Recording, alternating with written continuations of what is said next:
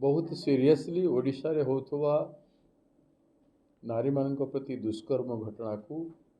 Take up करिछि एवं तीन जन member of parliament Shrimati Deepa Das Munshi former minister एवं फॉर्मर एमपी तांकरी नेतृत्व रे एआईसीसी रो जनरल सेक्रेटरी थिले तांकरी नेतृत्व रे टीम टी से टीम रे पूर्वतन अखिल भारतीय कांग्रेस कमिटी रो महिला कांग्रेस कमिटी रो सभापति थिले शोभाजी से अछंती एवं प्रवीण एमपी भितरे रंजित रंजन जी से छत्तीसगढ़ रु राज्यसभा रे अछंती एवं बेसिकली बिहार रो आउ प्रणति सिंधे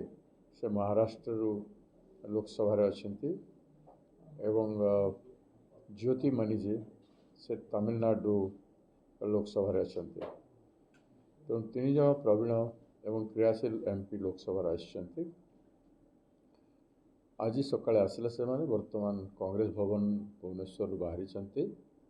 गोपालपुर अभिमुखी गोपालपुर रे से माने जाई स्पॉट को जिबे स्थानीय पुलिस सहित कथबार्ता करेंगे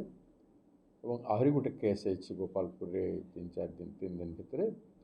से पुलिस स्टेशन को मध्य जिबे सेठिकार केस बाबद इंक्वारी करेंगे आपर से माने राति संध्यारे कलेक्टर एसपी सहित आलोचना करेंगे आउ रात्रि जापन गोपालपुर रे करेंगे आसंता सकाळे से मैंने कंधमाल रे जो झील प्रति बलात्कार हो जल दि जाता से घटनास्थल को जीवे तांको परिवार सहित देखा करेंगे तापर आसंता काली संध्यारे भुवनेश्वर आसे भुवनेश्वर रात्रि जापन करेंगे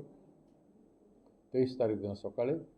केउझर जीवार कार्यक्रम रही केउझर रे जो झील प्रति गण बलात्कार हो फाँसी रे झुलई देते से झील परिवार को देखा करेंगे आसवा समय हिंदोल हिंदोल गोटे केस को देखा करके भुवनेश्वर आसवे 24 तारीख दिन सकाळे आम मुख्यमंत्री को समय मागिचु माननीय मुख्यमंत्री यदि समय देवे तांको सहित आलोचना करने से टीम जीव तांको सांगरे आमर पीसीसी सभापति हिसाब से मुझे पारे मोर मध्य जीवार रही एवं सीएलपी लीडर मध्य जीवे आउरी किसी सीनियर लीडर मध्य जाई पारंते गोटे सार्थक आलोचना ए संपर्क में सीएम सांगरे आम चाहूँ ए महिला कमिशन है नहीं एवं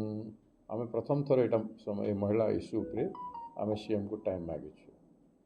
गतकाली आम आशा करूँ प्रधानमंत्री महिला अत्याचार उपरे एवं जाजपुर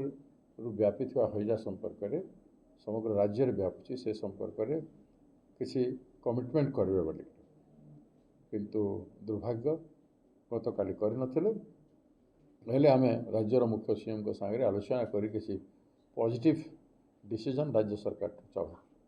से आमर टीम जो आसछन देखा करने से इच्छा करें सीएम ऑफिस रे निवेदन करूँ आमर टीम को भेटा दिंतु।